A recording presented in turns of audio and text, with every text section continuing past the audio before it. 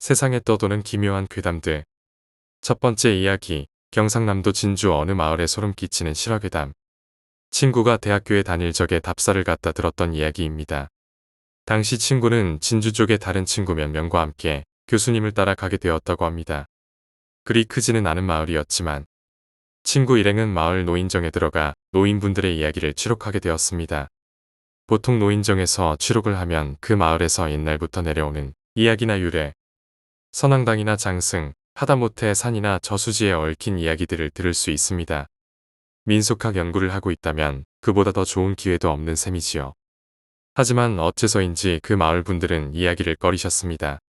대부분 취록은 학생들 단계에서 끝나기 마련이었지만 결국 그날은 시간이 너무 오래 걸려 교수님이 직접 나서서 부탁하셨다고 합니다. 그러자 마을 어르신 중 흰 수염을 길게 기르신 한 분이 머뭇거리며 입을 여셨다고 합니다. 그것은 오래전에 이 마을 근처에서 목격되던 것에 관한 이야기였습니다. 새마을 운동과 농촌 개량 운동이 본격적으로 진행되기 전 아직 지붕이 슬레이트가 아니라 기와와 촉가로 이루어질 무렵이었다고 합니다. 지금은 1차선 도로가 나 있는 마을 어귀에는 본디 갈림길이 있어서 왼쪽 길은 산속으로 오른쪽 길은 마을로 가는 길이었다고 합니다. 길은 옛날부터 내려오는 길은 아니었고 할아버지의 할아버지 때 만들어진 것이었다고 합니다. 그런데 그 어귀는 대낮에도 나무들이 무성하고 길게 금줄이 쳐진 데다 어두컴컴해서 혼자는 다니지도 못할 정도로 오싹했다고 합니다. 오죽하면 들짐승들조차 나다니지 않을 정도였다고 합니다. 그렇기 때문에 마을 어른들도 아이들에게 그곳을 지나갈 때는 혼자서 다니면 절대 안 된다고 신신당부하셨다고 합니다. 그 이유는 바로 대낮에도 출몰하는 그것에 대한 공포 때문이었습니다. 그것이 귀신인지 도깨비인지는 알 수 없다고 합니다. 하지만 가끔 심한 악취가 나며 벌레조차 울지 않을 때가 오는데 그때는 정말 조심해야 한다는 것이었습니다. 이야기를 해주신 할아버지가 이 이야기를 처음 들었던 것은 이승만 대통령이 막권좌에서 물러날 무렵이었다고 합니다. 마을 어르신들의 당부를 한낱 헛된 것으로 생각하던 할아버지는 동네 젊은이들과 내기를 하셨다고 합니다. 그래서 읍내에서 다른 이들이 시국에 관한 이야기를 나눌 때 혼자 빠져나와 집에 따로 가셨다는 것입니다. 친구들은 먼저 집으로 갔고 잠시 읍내에서 머물다 출발한 할아버지는 마침내 마을 어귀까지 오셨다고 합니다. 처음으로 혼자 마을 어귀를 지나가는 것이었기에 많이 긴장했지만 아무 일도 없었다고 합니다. 할아버지는 그럼 그렇지 하는 마음으로 의기양양하게 발걸음을 재촉하셨습니다. 그런데 그때 갑자기 뒤쪽에서 바람결을 따라 악취가 풍기기 시작했습니다. 하지만 할아버지는 누가 밭에 퇴비라도 삭히나 보다 생각하셨습니다. 그런데 갑자기 등골이 오싹해지는 것이었습니다. 그리고 분명히 등 뒤에 무엇인가가 있다는 것이 느껴졌다고 합니다. 할아버지는 돌아보면 안 된다, 돌아보면 안 돼라고 생각하며 후들거리는 발걸음을 옮기셨습니다. 발걸음은 점점 빨라졌고 마침내 잘 움직이지 않는 발로 달리기 시작하셨다고 합니다. 그러다 문득 할아버지께서는 뒤를 돌아보셨습니다. 뒤에서는 마을로 난 길 바깥쪽 풀숲에서 무엇인가가 마구 쫓아오고 있었습니다. 그리고 그것은 점점 풀숲에서 나와 길로 다가오고 있었다는 것이었습니다. 너무나도 겁이 난 할아버지는 그 자리에서 얼어붙고 말았고 마침내 그것이 풀숲에서 뛰쳐나오는 순간 그만 까무러치고 말았다고 합니다. 할아버지는 그것까지만 말하고 입을 닫으셨습니다.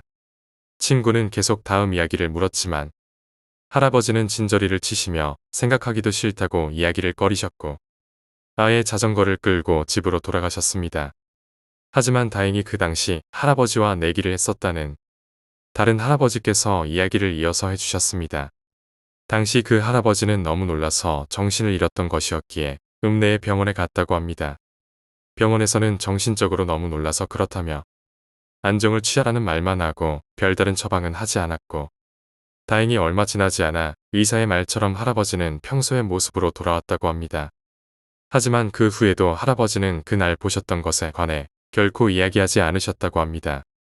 그리고 세월이 흘러 새마을 운동으로 신장로가 나고 1차선이기는 해도 포장된 도로가 깔리면서 마을 어귀의 갈림길이 사라지자 가장 속 시원해하던 것은 바로 그 할아버지였다고 합니다. 그리고 그 즈음에야 술 한잔 기울이면서 그때 할아버지가 봤던 것에 관한 이야기를 들을 수 있었다고 합니다. 할아버지가 보셨던 것은 시커먼 사람이었다고 합니다. 온몸이 완전히 썩어서 온통 검었고 썩은 몸에서는 악취가 진동했다고 합니다. 게다가 다리는 썩어서 떨어진 것인지 허리까지만 남은 몸을 팔로 미친 듯 기어서 할아버지를 따라오고 있었다는 것이었습니다. 하지만 정작 할아버지를 기절초풍하게 만들었던 것은 눈이었습니다. 이미 썩어서 눈알은 떨어지고 퀭하니 눈구멍만 남은 그 눈이 분명히 할아버지를 향해 똑바로 바라보며 미친 듯 기어오고 있었다는 것이었습니다. 그 이야기를 듣자 학생들뿐 아니라 교수님까지 모두 떨떠름한 표정으로 그 마을에서의 답사를 마칠 수밖에 없었다고 합니다. 답사를 마치고 시내버스에 올라탄 채 터미널로 향하면서 학생 중 한 명이 교수님에게 그것의 정체를 물었습니다. 그때 마침 버스에 타고 계시던 나이 지긋한 비구니 스님께서 이야기에 끼어드셨습니다. 어디 마을이라고요? 지금이야 별 이름도 없지만 옛날에는 유명했지요. 일제시대 전인가 옛날에 그 마을에서 큰 돌림병이 돌았어요. 마침 그때 가뭄도 겹쳤답니다. 먹고 살기도 힘든데 병까지 도니까 병에 걸린 사람들을 모아 산에다 버리고 마을에 금주를 쳤었다는 거죠.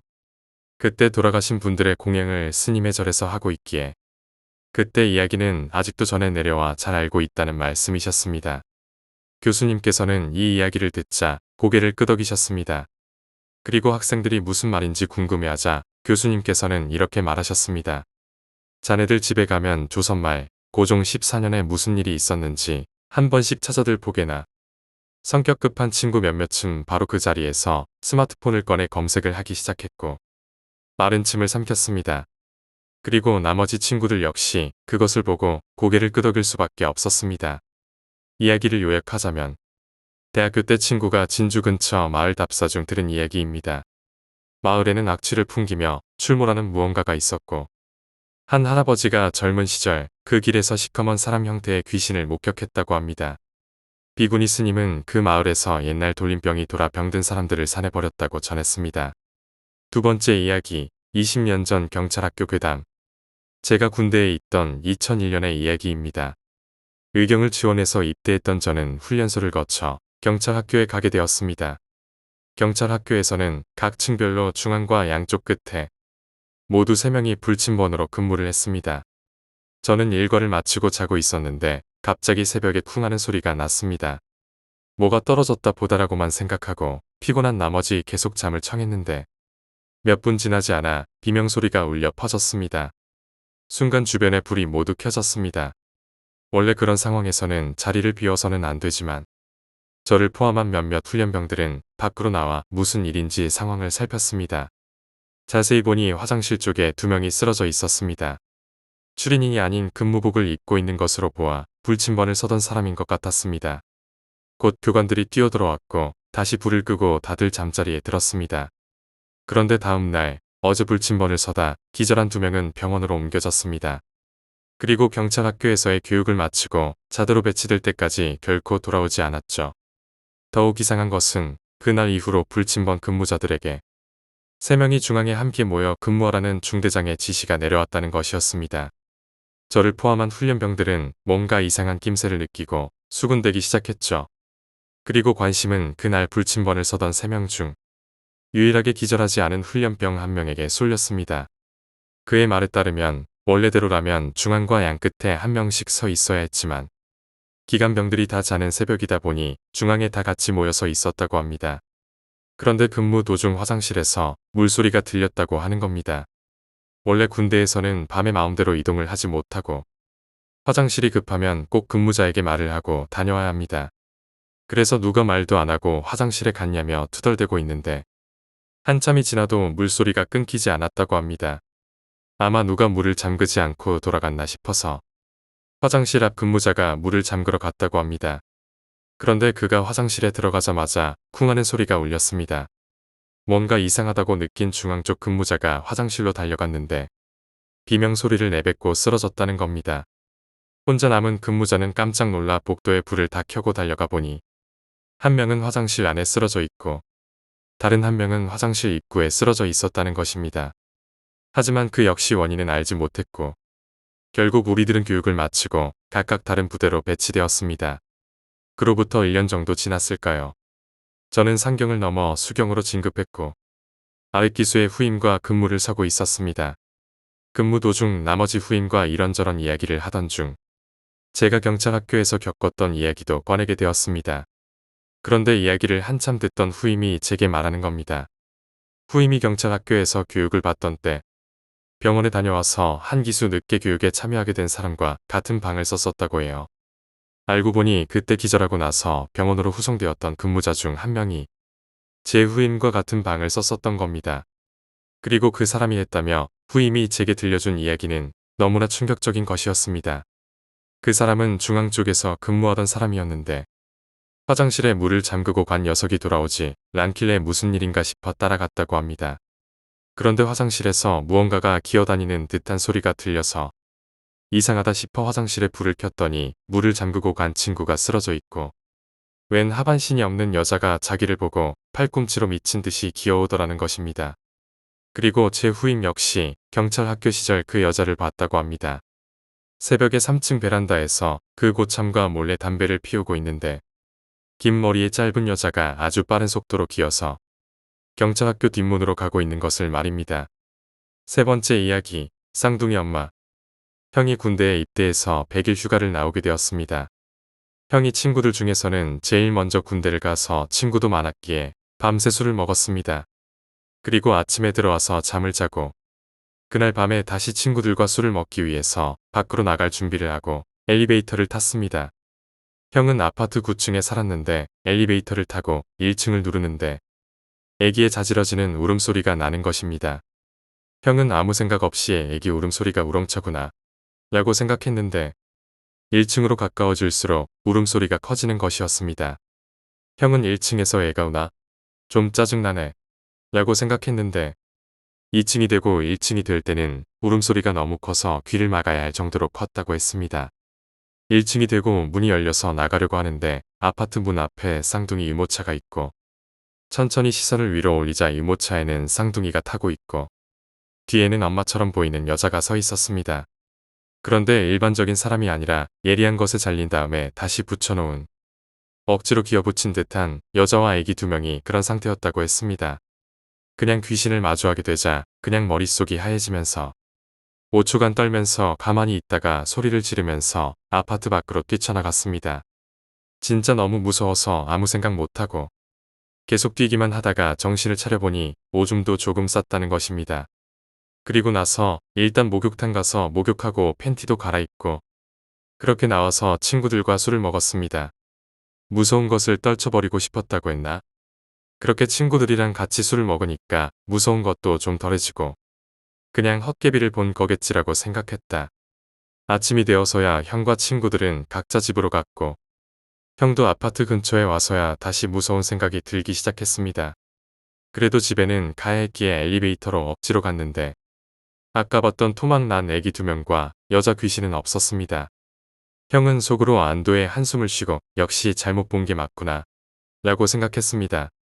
밤새 술 먹고 들어온 형은 씻을 생각도 못하고 침대에 엎어지듯 누워 잠을 청했는데 꿈을 꾸게 되었습니다. 그 꿈이라는 것이 내가 겪고 있는 것이 아니라 영화를 보듯이 관람하게 된 꿈인데 꿈속에서는 남자와 여자가 심하게 싸우고 있고 애기 울음소리가 났습니다. 남자는 술에 취한 듯 해보였고 싸움이 격해지자 여자를 넥타이로 목 졸라 죽여버렸습니다. 애기들은 엄마의 죽음을 안 것인지 더 크게 쌍으로 울어댔고 남자는 애기들마저 숨을 못 쉬게 해서 죽여버렸습니다. 그리고 나서는 욕실에 가서 여자를 토막내기 시작했습니다. 토막을 내고 나서 욕조에 물을 틀어 시체 덩어리를 담가놓고 나가서 아주 큰 가방을 하나 사와서 시체를 담기 시작했습니다. 그 시체를 넣은 가방을 아파트 지하 창고에 던져놓고 나왔습니다. 형은 그때 꿈에서 깼고 너무 무서웠다고 했습니다. 그때부터 아파트 지하 창고에 가봐야 하나 말아야 하나. 그걸로 2시간 동안 고민을 했고 결국 내려가기로 마음먹었습니다. 괜히 내려갔다가는 또 꿈속에 나올까 무서워서 내려가 보았는데 창고를 좀 둘러보니 그 꿈속에 나온 가방이 딱 있었습니다. 형은 덜덜 떨면서 가방을 살짝 열어보았는데 썩어가고 있는 고깃덩어리가 있었습니다. 형은 그때부터 울면서 경찰서까지 뛰어갔습니다. 그렇게 경찰을 불리고 고깃덩어리가 있는 곳을 알려주고 집으로 올라왔습니다. 아무튼 그렇게 하루를 보내고 형은 군대로 복귀를 했습니다. 복귀하고 하루가 지났는데 갑자기 군대에 있는 높은 사람이 형을 불렀습니다. 이유는 형이 신고를 해서 실종 신고가 된 사람을 찾고 살인범도 찾아서 포상 휴가를 주기 위해서였습니다. 그리고 나서 형은 또 휴가를 나왔습니다. 그리고 나서 다시 잠을 잤는데 다시 그 애기들과 아줌마가 또 나왔습니다. 이번에는 그런 징그러운 모습이 아니라 그냥 사람 같았는데 그 아줌마는 형에게 큰 절을 올렸다고 했습니다. 그래서 형은 물었습니다. 왜 하필 나한테 나타나서 나를 괴롭힌 겁니까? 그러자 귀신 아줌마는 다른 사람들에게도 몇 번 나타났는데 그 사람들은 기절을 하거나 그래서 당신같이 기가 센 사람을 찾은 거였습니다. 라고 했다고 합니다. 네 번째 이야기, 귀신이 들려있는 집. 저는 중학교 때부터 귀신을 보기 시작했습니다. 지금까지 수많은 존재를 보아왔지만 그중 가장 기억에 남는 이야기를 해보려 합니다. 저는 대구에서 대학을 다니다 사정상 휴학을 하고 22살 때 부산에 있는 대학으로 다시 입학하게 되었습니다. 이전 학교에서는 기숙사에서 살았기 때문에 이번에는 자취를 해보고 싶었죠. 그래서 부모님께 말씀을 드리고 전셋집을 구하게 되었습니다. 그런데 집을 보러 간 날 현관에 들어서자 오싹함이 느껴졌습니다. 귀신을 볼 때면 항상 느껴졌던 그 오싹함이었죠. 어릴 적부터 자주 겪었던 일이라 덤덤하긴 했지만 기분은 썩 좋지 않았습니다. 하지만 방이 두 칸인데다 너무 저렴했기 때문에 저는 별 신경 쓰지 않고 계약을 체결해버렸습니다. 그리하여 저는 그 집에서 살게 되었습니다. 짐을 다 옮기고 청소를 하다 보니 어느새 시간은 늦은 저녁이 되어 있었습니다. 이사를 하면서 피곤했던 터라 누우면 바로 잠이 올 것 같았죠. 하지만 어째서인지 정작 누우니까 잠이 안 오는 겁니다. 그래서 눈을 감고 한참 동안 잠이 오기를 기다리는데 갑자기 온몸에 서늘한 한기가 느껴지며 제 귓가에 휘파람 소리가 들려오기 시작했습니다. 순간 저는 올 것이 왔구나 싶었습니다. 그래도 이전까지 환청도 많이 겪어봤던 터라 그렇게 놀라지는 않았습니다. 그 소리는 밤새도록 들려왔고 저는 결국 뜬 눈으로 밤을 새야만 했습니다. 아침이 되어 학교에 가기 위해 씻고 나서 머리를 말리려는데 문득 화장실에 거울이 눈에 들어왔습니다. 그런데 거울 안에 비치는 제 모습 바로 뒤에 40대 중반쯤 되어 보이는 아저씨가 저를 바라보고 있었습니다. 저는 깜짝 놀랐습니다. 하지만 제가 그 존재를 인식하고 있다는 걸 알리면 안 된다는 생각이 강하게 들었습니다. 그래서 저는 눈을 마주치지 않으려 노력하며 그 아저씨가 보이지 않는 것처럼 행동했습니다. 필사적으로 담담하게 거울을 뒤집고 집에서 뛰쳐나갔죠. 그렇지만 이후에도 그 아저씨의 모습을 보는 일은 계속 일어났습니다. 아저씨는 의미 없이 이방저방을 왔다 갔다 하고 화장실에도 나타나다가 갑자기 스르륵 사라지곤 했습니다. 그리고 밤만 되면 제 귓가에서는 휘파람이나 꽹거리 소리가 울려 퍼졌죠. 그 탓에 저는 불면증에 시달려야 했고 살도 빠지기 시작했습니다. 그 귀신 들린 집에서 사는 동안 제 몸무게는 15kg이 빠졌고 저희 부모님은 이러다 큰일 나겠다 싶으셨던지 계약을 해지하고 다른 집을 구해주셨습니다. 그렇게 그 집을 떠났지만 저는 아직도 거울이 무섭습니다. 벌써 6년이라는 세월이 지났지만 저희 집에는 거울이 없습니다. 다섯 번째 이야기, 할머니의 일기장. 나는 할머니를 무척 좋아해서 어릴 때부터 늘 할머니에게 응석을 부리곤 했다. 아버지는 불의의 사고로 내가 어릴 때 일찍 세상을 떠나셨다. 할아버지마저 먼저 보내셨던 할머니는 유일한 혈육인 나를 무척 사랑해 주셨다. 하지만 어머니는 할머니와 사이가 그다지 좋지 않았던지 할머니 댁에 갈 때면 언제나 나 혼자 갈 뿐 어머니는 함께 오지 않았다. 나는 매주 일요일 오전마다 할머니와 함께 신사에 참배를 가곤 했다. 할머니는 몹시 신앙이 깊었기에 비가 오는 날이라도 참배는 반드시 가셨다. 아버지가 세상을 떠난 후부터 단 한 번도 빠짐없이 매주 일요일마다 신사를 찾았다고 한다. 할머니의 따뜻한 손을 잡는 것이 무척 기분 좋아서 나는 참배 가는 것을 좋아했었다. 신사에 도착하면 할머니는 언제나 손을 모으고 조용히 고개를 숙였다. 그리고 대단히 오랫동안 눈을 감고 기도를 올렸다. 나는 언제나 단순한 소원만을 빌고 할머니의 진지한 옆얼굴을 바라보곤 했다. 할머니의 기도가 끝나면 할머니, 뭘 빌었어? 라고 물었지만 할아버지는 싱긋 웃을 뿐 한 번도 대답해주지 않았다. 그래서 나는 별 신경을 쓰지 않았다. 그저 언제나 돌아오는 길에 할머니가 사주시던 아이스크림을 기대하며 할머니와 이야기를 하며 돌아오곤 했다.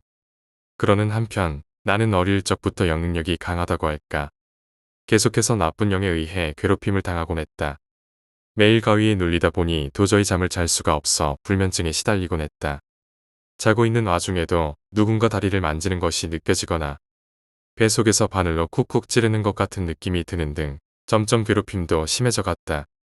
어머니와 함께 영능력자라는 사람을 몇 번 만나보기도 했지만 무슨 일을 해도 소용이 없는 데다 돈도 엄청나게 들어서 나도 체념하고 그저 괴로워하고 있을 뿐이었다. 중학교 3학년이 될 무렵에는 그 정도가 점차 심해져 교통사고도 여러 번 당하고 매일 밤마다 가위에 눌리곤 했다. 거기에 귀신 때문인지 환각마저 보이기 시작해 학교에도 못 나갈 지경이었다. 그러자 할머니는 집에 혼자 있는 내가 걱정되셨는지 어머니가 회사에 가면 언제나 집에 와서 내 손을 꼭 잡아주셨다. 그나마 할머니와 함께 있는 시간만이 내게는 유일하게 안식을 취할 수 있는 순간이었다. 어머니는 일 때문에 집에 돌아오는 게 늦어서 그다지 이야기도 잘 나누지 못했다. 그 사이 나는 거식증에 걸려 매일 구토를 하다가 반대로 과식증에 걸리기도 하는 등 몸 상태와 정신이 모두 불안정한 상태였다. 자살 시도도 몇 번이나 했었다. 하지만 그때마다 실패해서 사는 게 너무나도 괴로운데 정작 죽지도 못하는 최악의 상태에 빠져 있을 뿐이었다. 그 탓에 언제나 할머니와 함께하던 참배도 하지 못했다. 그리고 내가 중학교를 졸업하자마자 나의 유일한 버팀목이었던 할머니가 세상을 떠났다. 나는 펑펑 울었다. 한동안 할머니 방에 틀어박혀서 할머니의 옷이나 이불을 꼭 끌어안고 눈물만 흘리고 있었다. 하지만 그 와중에도 어머니는 평소처럼 태연하게 회사에 출근을 했다. 솔직히 어머니 덕분에 먹고 살고는 있지만 그런 모습에 화가 치밀었다. 그리고 할머니가 돌아가신 지 2주 정도 지났을까. 점차 내 주변에서 나쁜 영에 의한 괴롭힘들이 사라지기 시작했다. 내게 딱 4명만 있던 친구 중 1명은 전화로 내가 가지고 있던 아픔들을 할머니가 모두 가지고 천국으로 가신 걸 거야 라고 말했다. 그 이야기를 듣고 나는 또 눈물을 참을 수 없었다. 1년 정도 지나자 나는 완전히 괴롭힘에서 해방되었다. 제대로 학교도 다닐 수 있게 되었고 아르바이트도 하면서 친구들과 즐거운 나날을 보내고 있었다. 그러던 와중에 할머니가 사시던 집을 팔게 되었다. 짐을 정리하기 위해 나는 오랜만에 할머니 댁을 찾았다. 이제 할머니에 대한 그리움도 조금씩 옅어지고 있고 매일 무덤을 찾아 할머니와 이야기를 나누던 무렵이었다. 서랍 안을 정리하고 있는데 보자기에 쌓인 할머니의 낡은 일기장이 몇 권 나왔다. 그것은 매주 일요일마다 쓴 것이었다. 일기를 읽고 나서 나는 정신을 잃을 것만 같았다. 처음으로 일기가 써진 날은 아버지가 돌아가신 날이었다. 그때까지 나는 아버지의 죽음이 사고로 인한 것이라고 알고 있었지만 실은 자살이었다고 일기에 적혀 있었다. 원인은 어머니의 바람이었다고 한다. 충격이었고 눈물이 나왔다. 하지만 다음 페이지를 보았을 때 순간적으로 온몸에 소름이 돋았다. 거기에는 나를 향한 할머니의 증오가 고스란히 담겨 있던 것이다. 그것도 처음부터 끝까지 전부 다였다. 나는 어머니가 바람 피운 상대의 딸이라는 문장부터 시작해 죽이고 싶다던가 죽어버렸으면 좋겠다는 등 내가 알고 있던 할머니와 같은 사람이라고는 도저히 믿을 수 없는 이야기들이 적혀 있었다. 언제나 신사에 갈 때면 내가 괴로워하며 죽기만을 신사에서 빌고 있었다는 것이다. 그렇게 긴 세월 동안 매주마다 천천히 바로 옆에 있는 어린 내가 저주받아 죽기만을 바라고 있었던 것이다. 할머니의 염원이 통했던 것인지 나는 무척 괴로웠다. 그리고 할머니도 괴로워하며 세상을 떠났다. 일기는 그 자리에서 태워버렸다. 긴 세월이 흐른 지금도 차마 잊을 수 없는 일이다. 6번째 이야기, 중학교 때의 실화괴담. 내가 중학생 때쯤에 겪은 일인데 일단 차근차근히 이야기해볼게. 우리 집 안방 화장대 안쪽에는 액자에 넣은 친할아버지 사진이 크게 있어. 할아버지가 돌아가셨으니 아마 영정사진이 아니었나 싶어. 어느 날 엄마랑 그 화장대 서랍을 정리하다가 어쨌든 뭘 하다가 엄마랑 같이 그 사진을 보게 됐어. 아래는 나와 엄마의 대화야. 엄마, 할아버지 보고 싶다. 또 만나고 싶어. 응, 너 언제 할아버지 만났는데? 정확히 기억은 안 나지. 꽤 됐으니까. 근데 엄마가 그러시더라. 할아버지는 너 태어나기 전에 돌아가셨어. 라고 말이지. 순간 되게 이상했어. 왜냐면 내 기억이 너무 생생했거든. 그래서 내가 설명했지. 나 어렸을 때 무슨 날이라고 해서 할머니 할아버지 집에 내려가서 친가 친척들 다 모여서 놀았었잖아. 그때 할아버지 봤잖아. 그랬더니 엄마가 그러시더라. 너 90년 8월생이잖아. 할아버지는 그해 5월에 돌아가셨어. 내가 태어나기 3개월 전에 이미 돌아가신 분인 거야. 하지만 난 분명히 일가 친척 다 모여서 웃으면서 얘기하고 할아버지가 제일 우더른으로서 중간 위치에 앉아 계셨던 걸 기억해. 또 한복을 좋아하셔서 할머니 할아버지 모두 한복을 입고 계셨고 할아버지 한복은 푸른색 계열이었어. 그리고 내가 당시 본 할아버지 얼굴이 사진 속 얼굴과 정말 똑같았어. 그래서 엄마에게 난 분명히 할아버지 만났다고 그랬지. 엄마 하시는 말씀이 나 임신하셨을 때 분명히 일가 친척단 모여서 논 적이 있대. 그리고 할아버지는 평소에도 한복을 자주 입으셨대.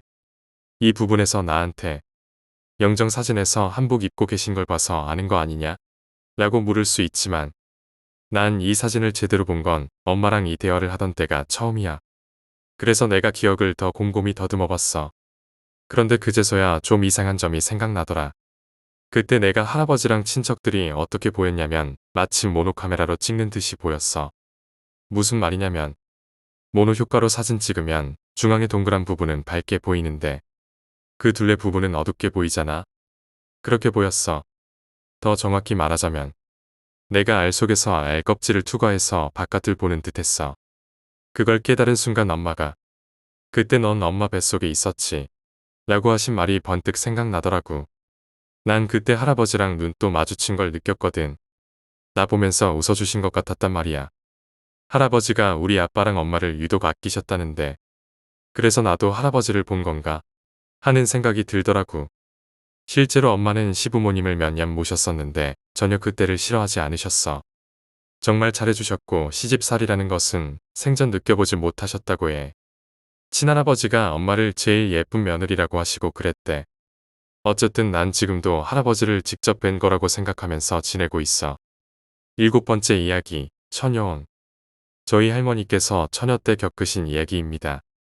할머니께서 사시던 동네에 아주 빼어나게 잘생긴 총각이 살았는데 아랫동네의 할머니 친구분께서 짝사랑을 하셨다고 합니다. 친구분께선 고민 끝에 어느 날 용기를 내서 사랑을 고백했습니다만 혼자만의 사랑으로 끝나버려 결국 목을 메고 자살하셨습니다. 그 일은 동네에 한동안 이슈가 되어 동네를 굉장히 떠들썩했습니다만 역시 시간이 지나자 사람들의 머릿속에서 잊혀져 갔습니다.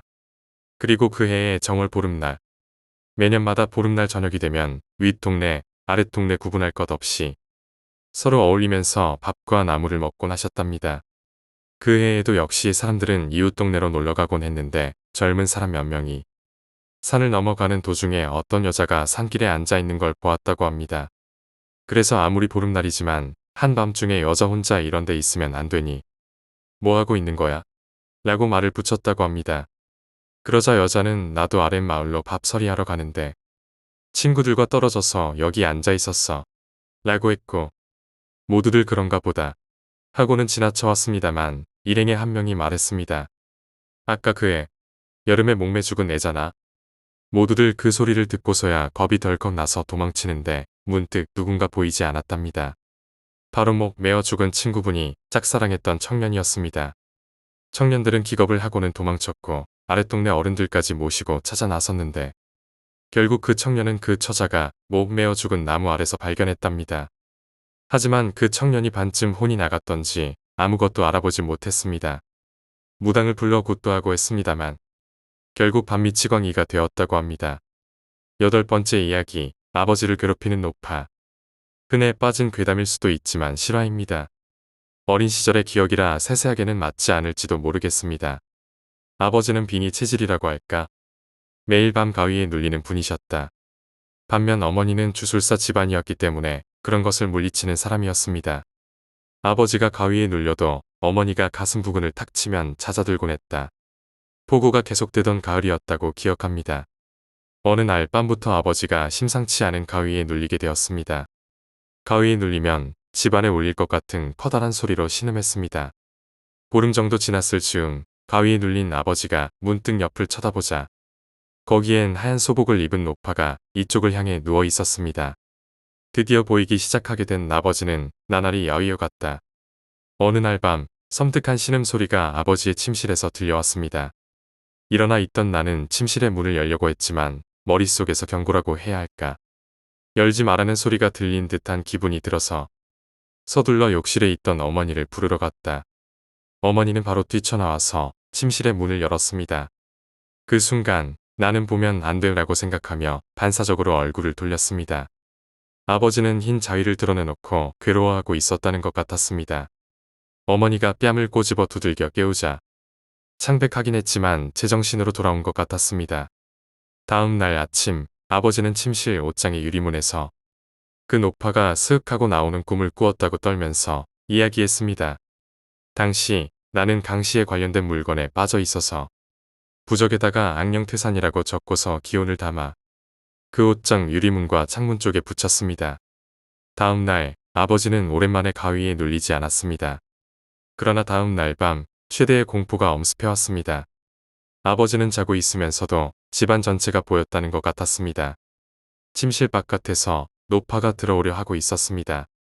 하지만 그 위치에는 부적이 있었습니다. 옷장 유리문을 통해서도 들어오지 못했습니다.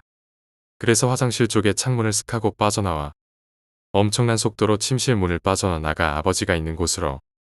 그날 밤 아버지의 무시무시한 절규가 울려 퍼졌습니다.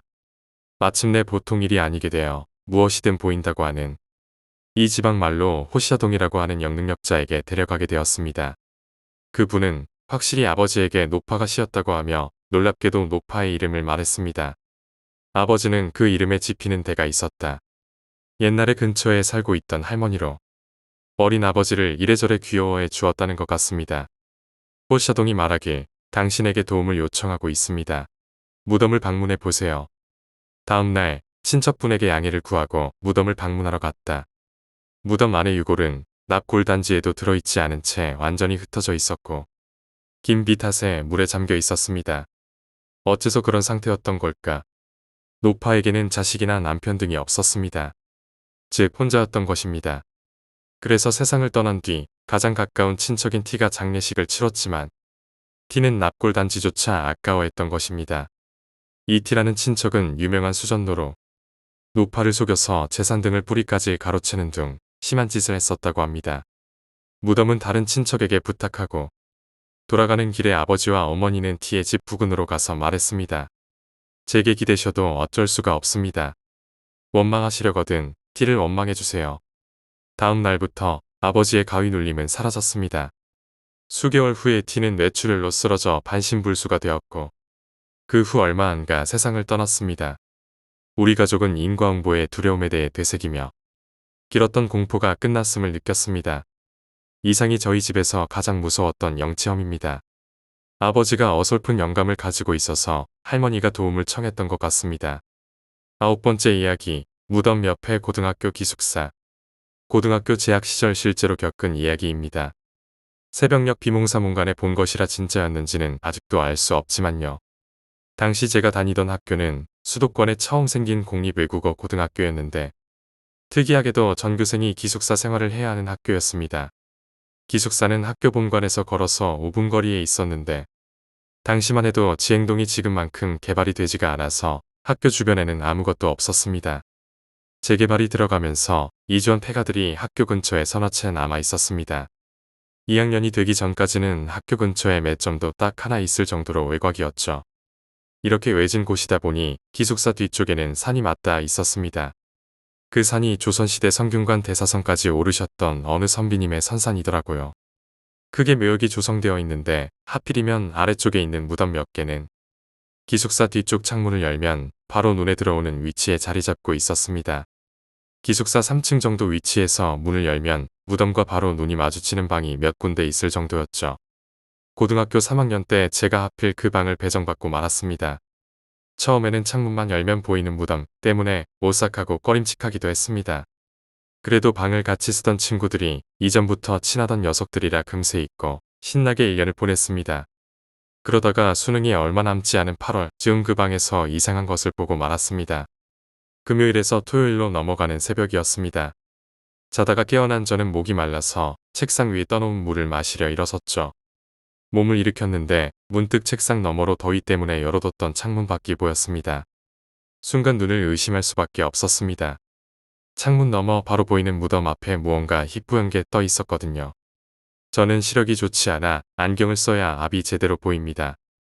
조금 더 다가가 책상 위에 올려놨던 안경을 쓰는 순간 그제야 희뿌연 것의 정체를 알 수 있었습니다. 손이었습니다.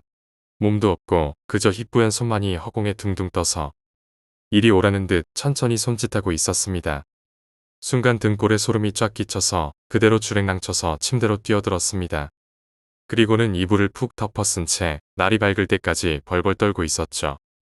당시 기숙사 기상 시간은 6시였습니다. 기숙사 기상 음악이 울릴 때까지 제정신이 아닌 채로 머리끝까지 이불을 뒤집어 쓰고 있던 게 생각나네요. 그 후 아무 일도 없었지만 이 이야기를 기숙사 사감 선생님한테 했다가 들었던 이야기는 아직도 기억이 나네요. 어차피 너희 기숙사 뒤쪽에 있는 무덤들은 전부 가묘라서 안에 묻힌 사람도 없어. 친구들에게도 이야기를 해줬지만 다들 헛꿈꾼 거라고 한마디씩 거들 뿐이었습니다.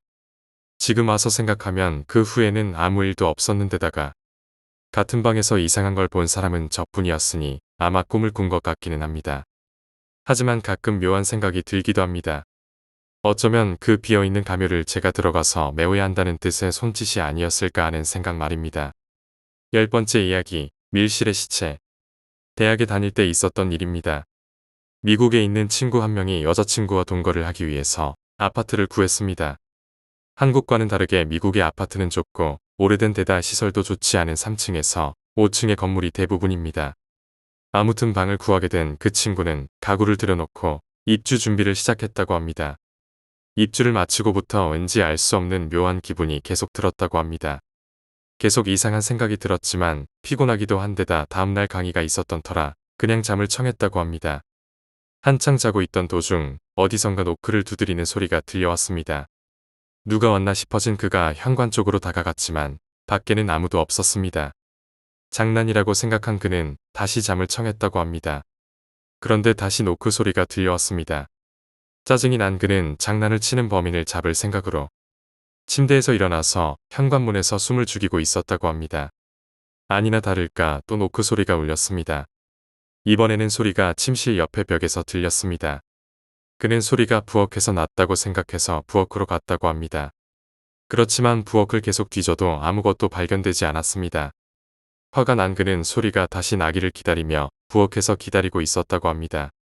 하지만 이번에는 소리가 침실에서 들려왔습니다. 무서워진 그는 방에서 나가 집을 바라봤다고 합니다. 밖으로 나가보니 집에는 모든 방에 불이 환히 밝혀져 있었습니다. 단 한 곳에 창문만 빼고 말입니다. 그 창문은 부엌과 침실의 사이에 있는 창문이었습니다. 그저 벽으로만 생각했던 공간에 사실은 창문이 달려있던 것입니다. 호기심이 생긴 그는 다시 집으로 돌아가 그 안으로 들어갈 방법을 찾았다고 합니다. 문이 있는 곳을 찾기 위해서 침실의 벽을 두드려 봤지만 벽에서는 어떤 이상한 부분도 찾을 수 없었습니다. 부엌 쪽도 마찬가지였고 방 위에 있는 옥탑방에서도 이상한 점은 찾을 수 없었습니다. 결국 마지막으로 그가 찾아보게 된 곳은 계단이었습니다. 그는 계단을 하나하나 두드리며 천천히 걸어 올라갔습니다. 이윽고단 한 곳에서만 다른 곳과는 달랐던 통통하는 맑은 소리가 들렸습니다. 궁금한 나머지 그는 그 부분의 벽지를 뜯고 안을 들여다보았습니다. 하지만 안쪽은 유리창으로 막혀 있었고 너무 어두운 탓에 전혀 보이지 않았다고 합니다. 결국 껄끔했던 그는 그날은 여자친구 집에서 잤다고 합니다. 다음 날 아침 그와 여자친구는 다시 그 방을 조사하러 갔습니다. 어제 어두워서 보이지 않았던 안쪽을 플래시로 비춰보았다고 합니다. 방 안에는 완전히 해지고 녹슨 침대 깨진 변기와 세면대가 있었습니다. 그리고 창가에는 낡아빠진 옷을 걸친 백골이 있었습니다. 둘은 겁에 질려 소리를 지르며 뛰쳐나와 경찰에 신고를 했고 소방서에서도 출동해 밀실을 뜯어냈습니다. 안에는 다 썩어 뼈만 남은 인간의 사체가 한 구 있었다고 합니다. 이후 밝혀진 사실에 따르면 그 시체는 집이 건설될 즈음에 실종된 남자였다고 합니다. 그는 건물주의 딸을 겁탈했다는 소문이 돌고 있었고 건물주는 복수를 하겠다고 평소에도 이를 갈았었다고 합니다. 남자의 실종 이후 경찰은 건물주를 조사했지만 증거가 나오지 않아 석방됐고 그는 석방된 지 얼마 되지 않아 죽었다고 합니다. 남자의 시체는 손톱이 부러지도록 벽을 긁어서 벽에는 피가 묻어 있었고 결국 굶어 죽었던 것으로 보인다고 합니다. 묘한 것은 밀실이 발견되기 훨씬 전부터 워싱턴주의 이것과 유사한 이야기가 나돌고 있었다는 것입니다. 아직도 풀리지 않는 의문점이 한 가지 있습니다. 도대체 똑똑똑하는 노크 소리는 누가 냈던 것일까요? 11번째 이야기, 오래된 아파트의 베란다. 저희 집은 저와 동갑인 오래된 아파트고 아파트 뒤엔 산이 있어서 복도 쪽 창문에서 산이 바로 보입니다. 이 때문인지 창가 쪽에 자리한 제 방은 한여름이 아니면 서늘하고 낮에도 그늘진 감이 있지요. 이런 집의 구조 탓인지 아니면 제가 유달리 기가 약한 탓인지 집에서 일어난 심령현상은 거의 저 혼자 겪습니다. 자잘한 에피소드가 있지만 그중 가장 인상 깊고 아직까지 겪고 있는 일을 이야기해볼까 합니다. 고등학교 3학년 때 엄마랑 둘이 거실에서 TV를 보다가 동생이 학원차에서 내릴 시간이 되어 엄마가 동생을 마중 나갔어요. 저녁 7시쯤 되었던 것 같습니다. 겨울이라 이미 하늘은 어둑해졌고 저는 그냥 TV를 보고 있었죠. 갑자기 엄마에게서 전화가 왔어요. 베란다에 흰 천이 걸려있는 것 같은데 이불 갖다고 가서 확인 좀 해보라고 말입니다. 거실과 베란다가 미닫이 문으로 연결된 구조라 전화를 끊지 않고 베란다로 나가 둘러봤어요. 그런데 이불은커녕 빨래거리도 걸려있지 않았고 흰 천은 보이지도 않았어요. 창문을 열어 밑을 내려다보니 동생과 엄마가 보여서 전화에 대고 아무것도 없다고 했죠. 그런데 엄마가 제 옆에 흰 천 같은 게 서 있는 것처럼 불쑥 걸려 있다는 것이었습니다. 가끔 거위를 자주 누르는 저는 섬뜩해져서 괜히 엄마에게 화를 냈어요. 장난치지 말라고 그런 게 어디 있냐고. 화를 내곤 전화를 끊고 베란다 문을 걸쇠까지 잠궈버렸어요. 몇 분 지나지 않아 엄마와 동생이 뛰어오는 겁니다. 왜 그렇게 급하게 오냐고 물어보니 제가 전화로 그런 게 어딨냐며 말하는 순간 그 흰 천 같은 게 저를 돌아보더라는 겁니다. 형태도 뚜렷하지 않았지만 그것의 머리 부분이 저를 향해 돌아가는 게 보여 불안해서 뛰어 올라왔다고 하더라고요. 너무 소름이 끼치고 무서워서 한동안 베란다에 가지 못했어요. 그걸로 끝이면 좋겠는데 그때가 목요일이었습니다. 토요일에 온 가족이 늦잠을 자고 일어났더니 거실 쪽에 전선 코드가 다 뽑혀져 있었어요. 애써 청소하다가 끌려 들어간 거라고 자기 최면을 걸었지만 너무 신경 쓰이더라고요. 방 안에 있는 인형이 전부 뒤돌아 있던 일도 있었습니다. 방문마다 십자가를 걸고 난 뒤에는 잠잠하지만 제 방문 밖 책장 위에 작은 도자기 인형은 아직도 돌아가요. 매일 똑바로 앞을 보게 세워둬도 어느새인가 방 쪽으로 돌려져 있죠. 아직까지 별일은 없지만 자꾸 이 집에서 사는 게 불안해지네요. 12번째 이야기, 산의 귀신.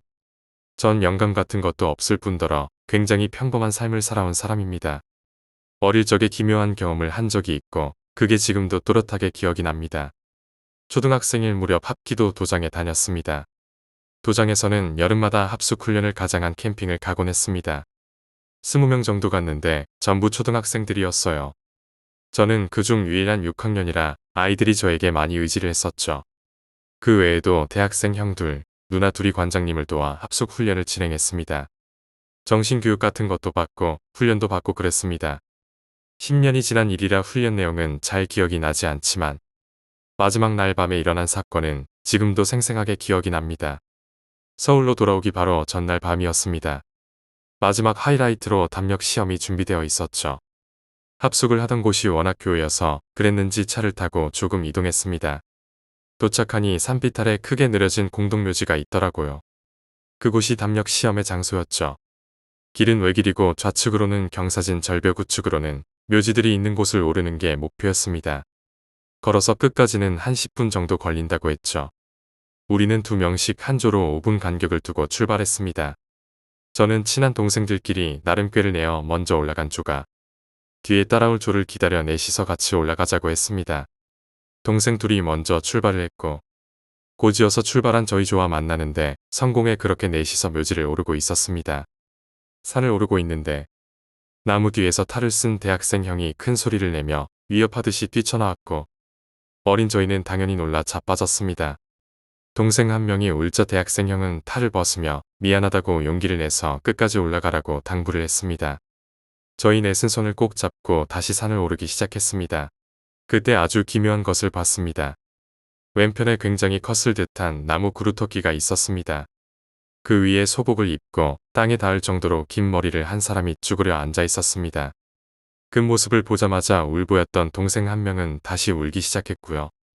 보통 담력 시험을 할 때는 숨었다가 갑자기 튀어나와서 놀라게 해야 정상이거든요. 그런데 그 사람은 그냥 우두커니 앉아 있었습니다. 굉장히 멀리서부터 이 사람을 발견했기에 저희는 기어가는 속도로 천천히 나아갔습니다. 앞뒤로 조금씩 몸을 흔들면서 앉아있는 모습이 너무 무서워 결국 어느 지점에서 발을 멈추었습니다. 거리는 꽤 가까워졌고 차라리 지금이라도 소리치면서 우리를 놀라게 해줬으면 싶었습니다. 10걸음조차 남지 않은 아주 가까운 거리에서 저희는 더 이상 나아가지 못하고 있었습니다. 가만히 들어보니 그 정적 사이로 소복을 입은 사람이 계속 뭐라고 중얼중얼대고 있었습니다. 빠르게 말하는 것도 아닌데 전혀 알아들을 수 없는 말이었어요. 용기를 내어 그 사람을 지나쳤고 저희가 지나치는 와중에도 그 자리에서 움직이지 않고 계속 몸을 앞뒤로 흔들며 중얼거리고만 있었죠. 그 사람을 지나침과 동시에 공포가 극에 달해 저희 넷은 미친 듯이 소리를 지르며 산 정상까지 달려갔습니다. 대체 누가 저런 분장을 한 건지 또 대체 왜 저러고 있던 건지 의문이 들었습니다. 담력 시험이 끝나고 숙소 복귀를 위해 모였는데 뭔가 이상했습니다. 입구에서 저희를 올려보낸 형 탈을 쓰고 놀라게 했던 형. 정상에서 아이들을 받아주던 관장님과 함께 아이들을 받아주던 누나. 저는 당연히 남은 누나 한 명이 소복 입은 사람일 것이라고 생각했습니다. 하지만 모이고 보니 그 누나는 무당들이 입을 것 같은 오색의 화려한 한복을 입고 있던 겁니다. 게다가 머리는 단발이고 얼굴에는 구미호 분장이 되어 있었죠. 저희 넷은 서로를 바라보며 엄청난 혼란을 느꼈습니다. 그 누나에게 물어보니 누나가 숨어서 기다리고 있는데 저희 넷이 미친 듯이 소리를 지르며 정상으로 전력 질주를 하더랍니다. 그래서 놀라게 하러 나갈 타이밍을 놓쳤다더라고요. 즉, 저희는 탈을 쓴 형을 지나 그 누나에게 가기 전 소복 입은 무언가와 마주쳤고 거기에 놀라 도망치느라 그 누나를 지나쳐버린 거죠. 저희는 소복 입은 사람 이야기를 꺼냈지만 형들과 누나들은 하나도 믿어주질 않고 비웃는 표정으로 그런 장난은 안 통한다고 말할 뿐이었습니다. 관장님에게도 그리고 다른 조의 동생들에게도 물어봤지만 그런 사람을 봤다는 이는 아무도 없었습니다. 그저 놀리지 마라 그런 이야기 해봐야 하나도 안 무섭다 그런 장난 쳐봤자다. 결국에 저희 넷은 거짓말쟁이가 되었죠. 10년도 넘게 지난 일이지만 그날 그 상황만은 지금까지도 기억에 납니다. 13번째 이야기, 내가 보는 동영상에 관심을 보였던 귀신. 몇 년 전 이야기다. 친구와 심령 장소에 갔다 온 후부터 괴현상 같은 것에 시달리고 있었다. 한밤중 침대에서 잠을 자고 있노라면 방 안에서 누군가 스윽스윽 하면서 엎드려 기어다니는 것 같은 소리가 난다. 그게 너무나도 기분이 나쁜데 어떻게 할 도리가 없어서 적어도 공포감이라도 좀 지우고 싶었다. 그래서 디즈니랜드에 갔을 때 스마트폰으로 찍어온 퍼레이드 영상을 틀어놓고 자기로 했다. 몇 시간쯤 지났을까? 평소처럼 누군가 방 바닥을 기어다니는 것 같은 소리가 들려와서 잠이 깼다. 반복 재생 설정을 해놓았기에 영상은 아직 틀어져 있었다. 이걸 보고 있으면 공포감도 조금은 잦아들겠다 싶을 무렵 방 안을 기어다니던 소리가 갑자기 딱 멈춰 섰다. 소리가 나던 곳으로 미루어 보아 아무래도 침대 근처의 베개에서 멈춘 것 같았다. 그리고는 천천히 내 얼굴 가까이까지 다가오는 게 느껴졌다. 이럴 수가 너무나도 겁에 질릴 수밖에 없었다. 하지만 그 인기척은 가까이까지 다가와서는 다시 움직임을 멈춘 것 같았다. 그리고 아마도 몇 분가량 그대로 지나가지 않았을까. 인기척은 계속 근처에서 느껴졌지만 아무 일도 일어나지 않았다. 무섭기도 했지만 그보다는 호기심과 잠을 설친 짜증 탓이었을까. 용기가 솟아났던 나는 인기척의 정체를 확인하려고 마음먹었다. 슬쩍 한 눈만 떠서 인기척이 느껴지는 베개 근처를 바라보았다. 사람 모양의 시커먼 안개 같은 게 있었다. 사람 얼굴의 옆면처럼 보였다. 큰일이라고 생각했지만 뭔가 이상하다. 아마 나한테 위해를 가할 생각이었다면 나를 정면으로 바라보고 있지 않을까. 그렇게 생각하며 검은 안개의 시선을 따라가 보니 내 스마트폰이 있었다. 스마트폰에서 재생되고 있는 디즈니랜드 동영상을 줄곧 바라보고 있었다. 동영상 속에서는 사람들의 환호성과 즐거운 음악이 울려 퍼진다. 검은 안개는 그 소리가 신경 쓰이는 것이었을까 아니면 디즈니랜드를 좋아하는 걸까? 나 따위는 신경도 쓰지 않고 계속 동영상만 보고 있었다. 그날 이후부터 한동안 디즈니랜드 퍼레이드 동영상을 틀어놓고 자는 게 습관이 되었다. 하지만 그날 이후 방을 기어다니는 소리는 딱 사라지고 말았다. 실화기 때문에 여기서 딱히 이어지는 이야기도 없고 이게 전부다. 다만 이 사건 이후 디즈니랜드에 관련된 영상을 보게 되면 그 녀석한테도 보여주고 싶다고 그렇게 생각하게 되었다.